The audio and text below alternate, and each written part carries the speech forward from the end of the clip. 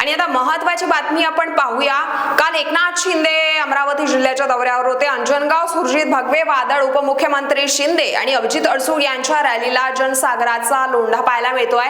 नगर परिषद निवडणुकीच्या या पार्श्वभूमीवर अंजनगाव सुरजी शहरामध्ये महायुतीचे अभूतपूर्व शक्ती प्रदर्शन पाहायला मिळाले आहे। राज्याचे उपमुख्यमंत्री एकनाथ शिंदे आणि माजी आमदार अभिजित अडसूळ यांच्या नेतृत्वात काढण्यात आलेल्या भव्य रॅलीला अलोट जनसमुदाय उसळला होता। या रॅलीने शहराचा कानाकोपरा दणाणून सोडला असून निवडणुकीच्या निकालाचे संकेत आजच दिल्याची चर्चा राजकीय वर्तुळात रंगली आहे।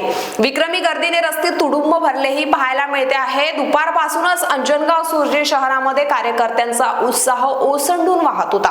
उपमुख्यमंत्री एकनाथ शिंदे आणि माजी आमदार अभिजित अडसूळ यांचे आगमन होता जय महाराष्ट्र आणि कोण आला रे कोण आला, शिवसेनेचा वाघ आला अशा घोषणांनी परिसर दुमदुमून गेला।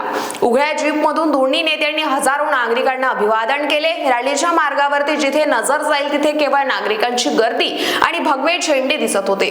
या भव्य जनसमुदायामुळे शहराच्या मुख्य बाजारपेठेतील वाहतूक काही काळासाठी थांबली होती।